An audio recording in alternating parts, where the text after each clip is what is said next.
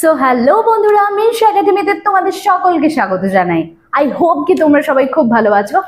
আজকে ইতিহাসের ছোট্ট একটা টপিক নিয়ে আলোচনা করতে চলেছি। আচ্ছা, এটা তো আমরা সকলেই জানি যে প্রায় 200-300 বছর ধরে ব্রিটিশরা কিন্তু আমাদের দেশে রাজত্ব করেছে, এবং শুধু তাই নয়, আমাদের দেশের প্রতিটা মানুষের ওপর নির্মম অকথ্য অত্যাচার করেছে।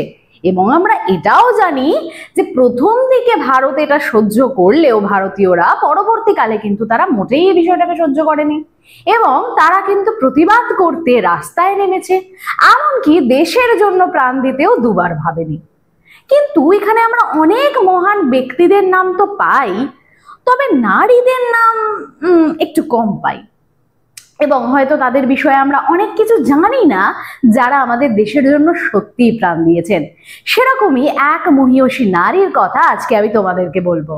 আজকে আমি যার কথা বলতে চলেছি তিনি হলেন প্রীতিলতা ওয়াদেদার, এবং এনার জীবনের একটা ছোট্ট দুঃসাহসিক কাজ আজকে আমি তোমাদের সামনে তুলে ধরবো। আশা করি তোমাদের সবার সেটা ভালো লাগবে। তার জন্মের কথা যদি বলি তাহলে 1911 সাল 5ই মে একজন সাধারণ একটা ব্রাহ্মণ বৈদ্য পরিবারে তার জন্ম হয়, এবং তিনি পরবর্তীকালে যখন আরো বড় হন ছাত্র জীবনে তিনি কিন্তু দীপালি সংঘের সাথেও যোগদান করেছিলেন, এবং ধীরে ধীরে তিনি কিন্তু সূর্য সেনের প্রভাবে আসেন। মাস্টারদা সূর্য সেন নামটা নিশ্চয়ই তোমাদের জানা। এবং তিনি যখন তার প্রভাবে এলেন তারপরে কিন্তু আমাদের দেশের জন্য অনেক রকম কাজকর্ম করতে কিন্তু শুরু করেছিলেন। এবং এক সময় যখন সূর্য সেন পালিয়ে বেড়াচ্ছেন পলাতক, এবং সেই সময় তিনি ধল গ্রামে তার যে পিসিমা সাবিত্রী দেবীর বাড়িতে কিন্তু আশ্রয় নিয়েছিলেন, এবং সেই সময় চুপি চুপি কিন্তু প্রীতিলতা ওয়াদেদার যেতেন তার সাথে দেখা করতে এবং বিভিন্ন রকম পরিকল্পনা করার জন্য। এক সময় সেখানকার স্থানীয় লোকাল যে পুলিশ তারা জানতে পেরে যায় যে এইখানেই লুকিয়ে রয়েছে মাস্টারদা সূর্য সেন, এবং এরপরে 1932 সাল 12ই জুন রাত 8টার সময় স্থানীয় যে পুলিশ তাদের কিন্তু ঘেরাও করে ফেলে, এবং সেই সময় পালাতে হবে, কিছু একটা করতে হবে, বাঁচতে হবে ইংরেজদের হাত থেকে।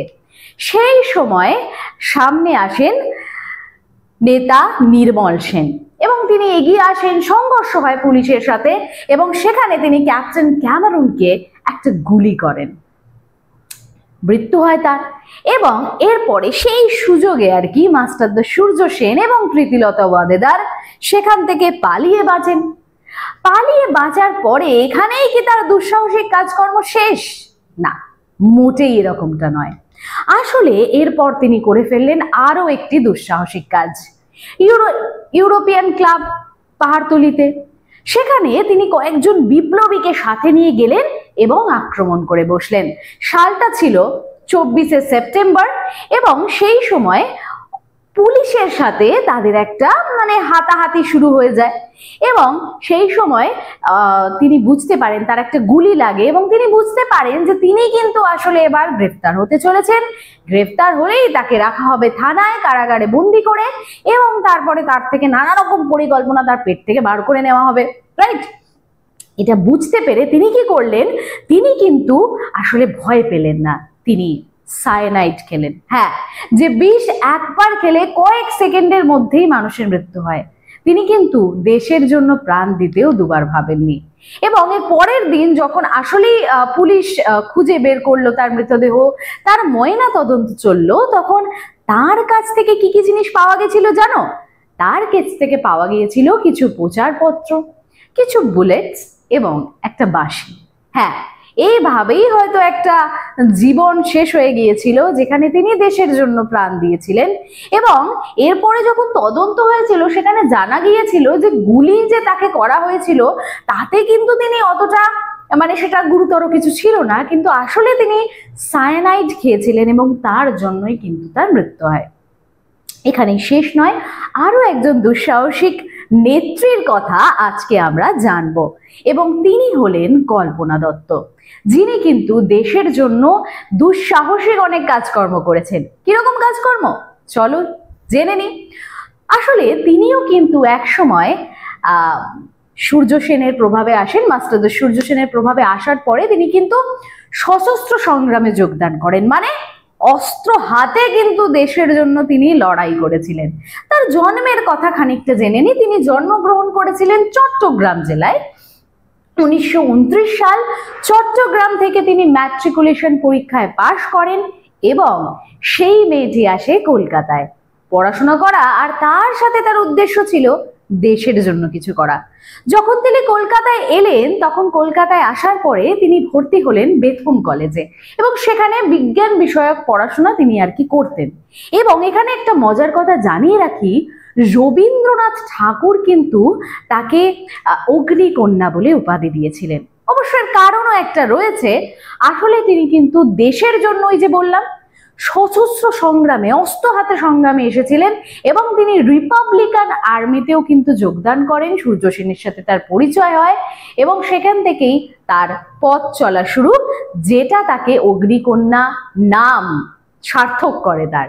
এবং তারপরে তার মূল কাজটা যদি আমি বলি, তাহলে তার মূল কাজ ছিল সেই সময় যে প্রচারপত্র, যে লিফলেটস, যে অস্ত্র শস্ত্র, সেইগুলোকে গুছিয়ে সাবধানে রাখাটাই ছিল কিন্তু তার কাজ, যে কাজটি তিনি করেছেন।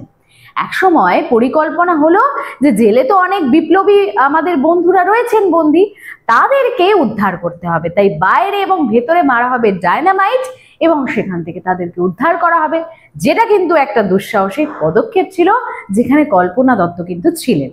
এরপর সূর্য সেনকে খোঁজা চলছে। 1933 সাল 16 ফেব্রুয়ারি পুলিশ ঘিরে ফেলে সূর্য সেনের বাড়ি এবং এই সময় কিন্তু মাস্টার দা সূর্য সেন আর পালিয়ে যেতে পারলেন না, বরং তাকে গ্রেফতার করা হলো এবং তাকে বন্দি করা হলো কিন্তু জেলে, কারাগারে বন্দি করা হলো।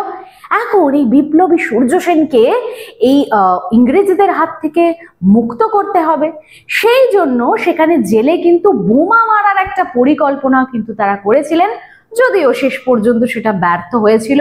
এবং শুধু তাই নয়, এরপরে কিন্তু কল্পনা দত্তকেও পুলিশ গ্রেফতার করে এবং বিচার হয় তার।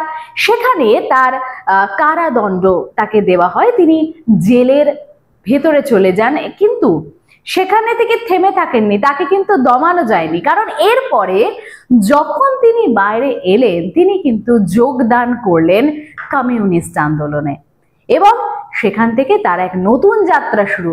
অর্থাৎ দেখো, এই যে ছোট্ট একটা টপিক আমরা দেখলাম, বহু অবশ্যই মহান পুরুষদের কথা আমরা জেনেছি, যেমন মহাত্মা গান্ধী, সুভাষচন্দ্র সেন, ডক্টর বি.আর. আম্বেদকর, কিন্তু এরকম অসংখ্য নারী রয়েছেন যারা কিন্তু ভয় পাননি, না দেশের জন্য প্রাণ দিতে ভয় পেয়েছেন, না কারাগারে রেখে তাদেরকে আটকে রাখা গেছে।